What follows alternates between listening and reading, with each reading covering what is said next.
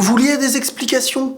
Mon ressenti, ma vision sur le dernier épisode Dragon Ball Super numéro 66, celui qui à mes yeux termine, on peut dire, l'arc de Mirai Trunks, eh ben vous allez en avoir. Ah bah oui, d'accord, ok. Ber, ils voulaient nos avis. Ils vont les avoir. Oui. Alors les amis, pourquoi aujourd'hui je fais cette vidéo? Je vais tout simplement vous expliquer et revenir sur plusieurs points liés à l'épisode 66 de Dragon Ball Super. Premièrement, pourquoi j'ai utilisé ce type de format? Pour l'épisode 66, j'ai utilisé en fait une vidéo pas trop explicative, mais plutôt résumée d'un épisode, comme je pouvais le faire par exemple pour une biographie d'un personnage Naruto, etc. La vie d'un tel, etc. Mais c'est super simple à comprendre, parce qu'à mes yeux, la fin d'un arc doit perdurer en fait, sur YouTube ou où tu veux.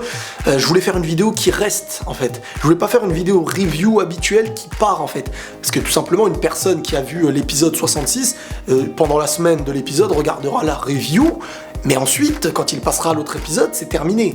Et je voulais faire de la fin de l'arc une vidéo qui restera, qui pourra être vue sur les années, etc. Et les reviews sont des vidéos qui sont vues uniquement sur les semaines, à part si quelqu'un n'est pas à jour et que de temps en temps il retombe sur ta vidéo. Donc c'était un petit peu ma manière de marquer le coup, de créer une émotion et d'y mettre vraiment beaucoup de choses comme j'avais envie de le faire. Après, c'était ma manière aussi de le faire comme ça, j'avais envie.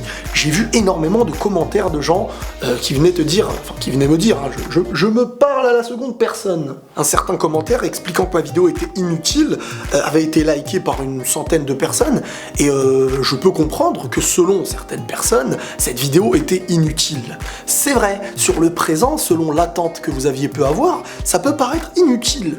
Mais dans un mois, dans 2 mois, dans 3 mois, quand on retombe sur une vidéo comme celle-ci, c'est à mes yeux bien plus plaisant de voir un résumé avec émotion, comme on peut revoir un épisode, qu'une review un peu comme j'ai pu le faire dans les semaines précédentes. Donc voilà pourquoi j'ai utilisé ce format pour faire la vidéo de l'épisode numéro 66. Bref, dans cette vidéo, on va traiter de plusieurs choses que j'ai notées.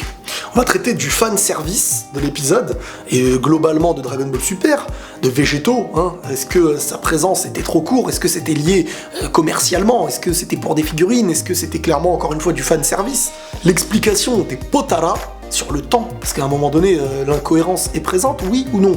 On nous dit que les Potara durent 1 heure quand c'est pas un Kaioshin qui les met. D'accord, mais pourquoi? Non, on va expliquer ça après. Trunks est-il trop puissant et ça en devient une incohérence, étant donné qu'il se bat contre la fusion de Zamasu et Black Goku, hein? On va y revenir aussi. La fin de l'arc est-il trop gnangnan?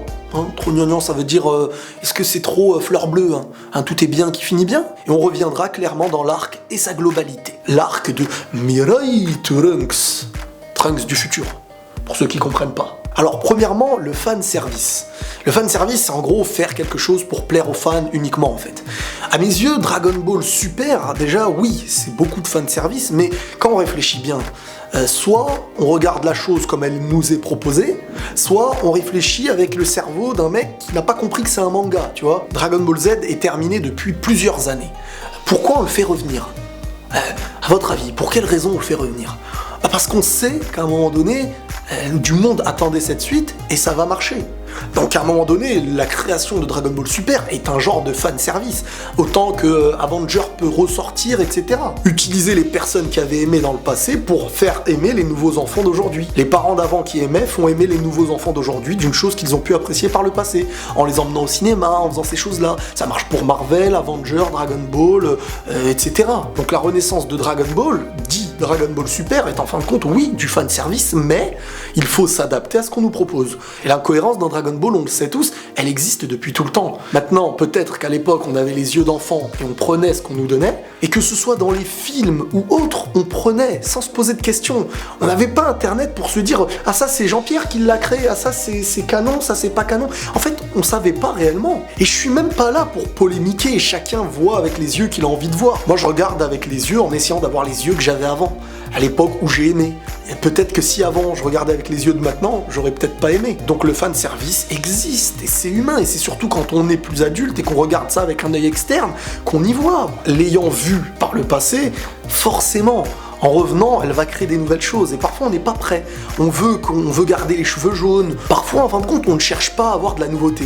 On veut vivre sur la nostalgie de Dragon Ball Z, de Dragon Ball, de ce qu'on a aimé. Et à chaque nouveauté, on va un petit peu rechigner en disant oui mais non, ceci c'est pas bien, ceci c'est pas bien. Donc oui, le fanservice est là, et ramener Dragon Ball à la vie avec Dragon Ball Super, c'est une preuve de fanservice. Terminer une œuvre comme on voulait la terminer et ne pas en faire de suite, parfois c'est un risque financier, mais en tant que puriste, on veut que ça se termine pour qu'il n'y ait plus d'incohérence, etc. Donc c'est une œuvre qui a été créée, et aujourd'hui, bien sûr qu'il y aura le fanservice, machin chouette. Mais soit on s'adapte, soit on regarde pas. Deuxième chose, cette fois-ci liée à l'épisode numéro 66, l'apparition de Végéto. L'apparition de Végéto, déjà dans l'épisode, elle a été très courte. Sincèrement, c'était peut-être très court, mais le revoir, ça faisait plaisir. Et ne pas penser à autre chose que l'épisode. Parce qu'il y a des gens qui sont là, oui mais il y aura maintenant les figurines, oui mais ne les achète pas. Si t'en veux pas, tu les achètes pas. Ça a été très court, c'est vrai, mais on a revu un perso qu'on appréciait. Et un autre truc que j'ai pas compris, soit on n'a pas vu le même épisode, soit j'ai une manière de comprendre les choses bizarres, soit je suis myope du cerveau, je sais pas. Il y a des gens qui ont trouvé que Zamasu était plus fort que Végéto dans l'épisode. Ils ont dit ça a gâché le charme de Végéto, nanana.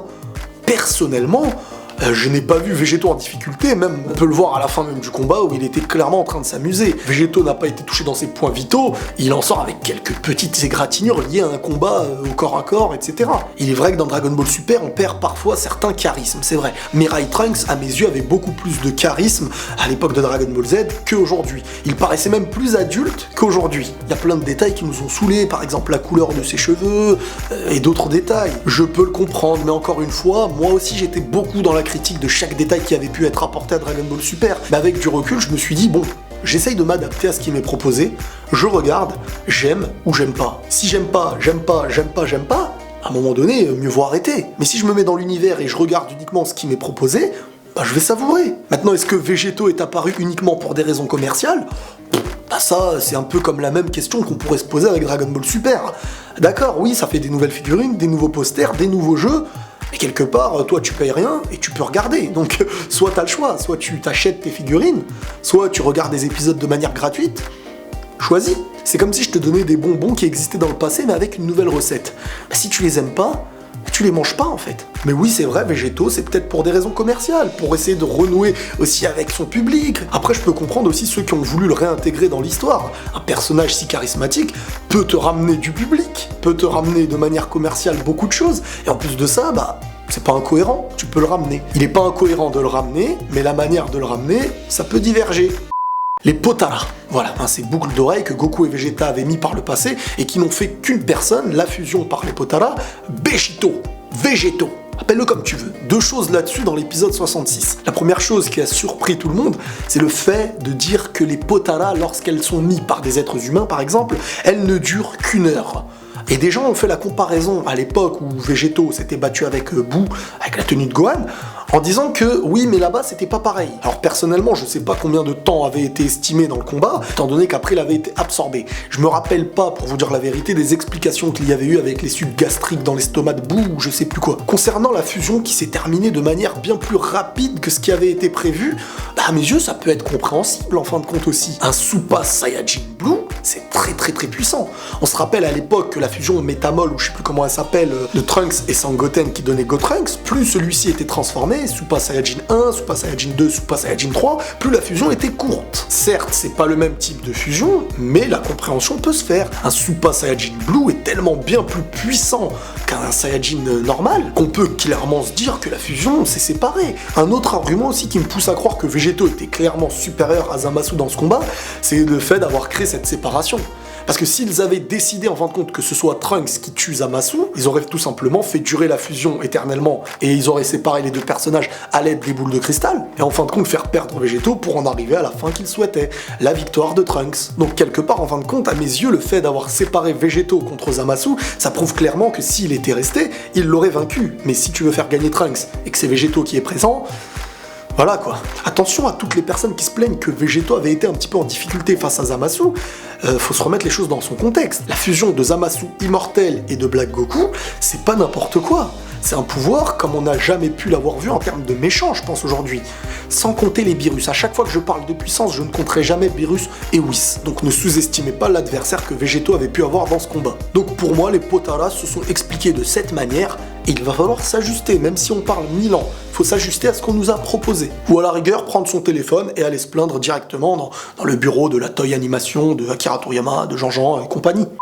Maintenant, on va parler de Mirai Trunks. Est-il devenu trop puissant? C'est pas logique, c'est incohérent. Il a quand même terminé le combat contre une fusion, il a réussi à le vaincre, etc. Alors déjà, il faut savoir qu'en peu de temps, Trunks, il a atteint un pouvoir ultra puissant. Sachant aussi une autre information, qu'il est l'enfant, comme Gohan, d'un Saiyajin et d'un humain, son potentiel, de manière logique, reste ultra puissant. Malgré qu'il ait tenu face à Zamasu, Trunks ne faisait pas le poids, malgré la puissance qu'il avait. C'est ensuite grâce à l'énergie de tout le monde qu'il a réussi à en terminer. Mais en 1 contre 1, il n'aurait pas fait long feu. Et on le voyait sur le long terme du combat, bien que c'était assez court. Au début, il a réussi à se protéger, à faire du 1 contre 1 avec son épée, parce qu'il y avait de l'émotion, il y avait beaucoup de choses. N'oubliez pas que c'est un manga, hein.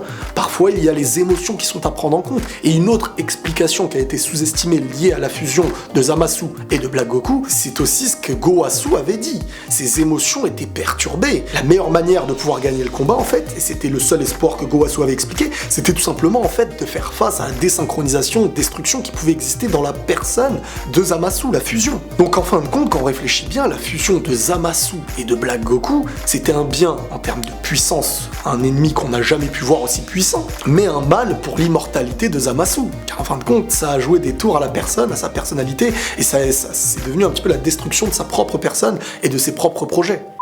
Maintenant, est-ce que la fin de cet arc est trop gnangnan? Ah non, c'est beau au contraire, parce que Trunks, de son futur qui avait été détruit par Black Goku, on peut dire, parce que tout se reconstruisait, c'est Black Goku qui a tué les Kaioshin, c'est Black Goku qui en fait a tout manigancé pour ce temps, il a tout détruit. Et qui de mieux que Trunks pour tuer Black Goku? Sangoku, Vegeta, qui de mieux pour faire naître un nouveau héros, pour ensuite les mettre de côté, parce que je pense que Mirai Trunks, ensuite on le reverra plus, son futur pareil.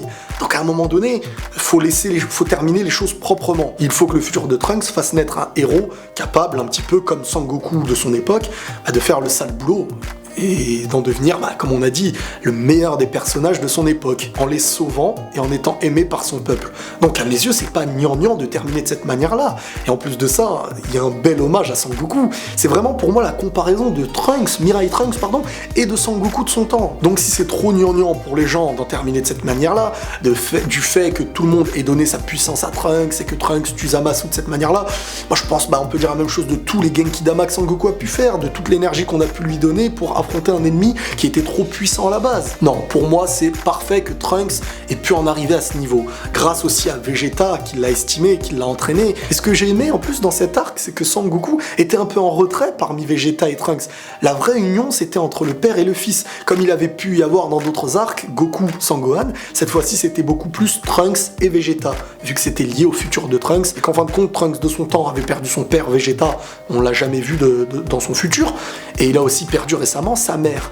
Et quelque part, il a eu, en fait, on peut dire, comme des parents adoptifs qui sont devenus ses parents, mais d'un autre temps. Et pour moi, ça se termine comme il fallait. Si c'était Goku qui sauvait le futur de Trunks, il y aurait eu encore un goût amer pour moi. Donc Trunks n'a pas été plus puissant que Goku Vegeta, ni que Végéto, c'était incomparable. Mais Trunks, avec toute l'émotion qu'il y a pu y avoir, tout le stress, toute la passion de son futur, de son temps, et l'envie de tous les sauver, et à l'aide de l'énergie de toute leur planète, on a vu que dans Dragon Ball Z, quand une planète se mettait à donner son énergie, même s'il ne reste pas 1 milliard de personnes, l'énergie de Trunks qui devenait de plus en plus élevée, avec un potentiel à mes yeux libéré presque à son maximum, Sangoku et Vegeta, plus toute une planète, à un moment donné, oui, c'est vrai, Zamasu, il était ultra puissant, nanana. Après, il faut en terminer. Et pour moi, la manière d'en terminer n'était pas si mauvaise que ça. Donc voilà, Trunks en est arrivé à la possibilité de pouvoir protéger son futur, et maintenant, je pense qu'il va falloir lui dire bye bye et penser à autre chose. Et en plus de ça, pour une fois, ce n'est pas les mêmes qui tuent le méchant. Ça aussi, ça fait plaisir. Et pour terminer, Bébert, maintenant on va parler de l'arc dans sa globalité. Alors à mes yeux, l'arc il a commencé de manière très forte. On a quand même eu un Black Goku sans savoir qui il était. Ah, il y a eu tellement de théories, et déjà tout ce qui nous pousse à la théorie et au mystère, c'est toujours quelque chose, moi, que j'apprécie. Nous faire revenir Mirai Trunks, un fan service ou pas, on s'en fiche, ça reste un plaisir, même s'il n'était pas à la hauteur parfois de ce qu'on pouvait attendre, du charisme qu'on pouvait attendre, etc. Mais c'était un plaisir de pouvoir revenir dans le temps et revoir un personnage qu'on pensait peut-être ne plus revoir. Un autre détail important aussi, c'est le fait de voir un Sangoku et Vegeta dans le futur de Trunks. Et ça, c'était inédit. Et ce que j'ai trouvé marrant dans cet arc, c'est qu'il était fermé en fin de compte uniquement à un groupe. Tout le reste de la planète n'était même pas au courant. Shishi, Goten, ils ont mis 20 ans pour comprendre ce qui se passait. Ils cherchaient Goku alors que lui était dans le futur en train de battre un ennemi. Et à l'inverse des autres arcs qui avaient pu exister dans Dragon Ball Z, et même dans Dragon Ball Super avec Freezer par exemple, et Beerus, la planète Terre de Goku n'était pas en danger. Personne n'était réellement conscient du danger qui existait étant donné que ça se passait dans le futur de Trunks. Et ça, c'était différent et je trouve que ça a apporté quelque chose de sympa. Je pense que cet arc-là, il a permis de renouer avec certains fans. Je pense pas avec tous. Ça a été pour moi une ambiance dramatique. Et heureusement même qu'elle a eu lieu parce que Dragon Ball Super c'était beaucoup trop dans l'humour, même si c'était entre les arcs, c'est vrai. Bref, en regardant les épisodes, je ne suis pas le plus heureux, mais si je m'adapte à ce qui m'est proposé, j'arrive à regarder et à me satisfaire de ce que Dragon Ball Super me propose.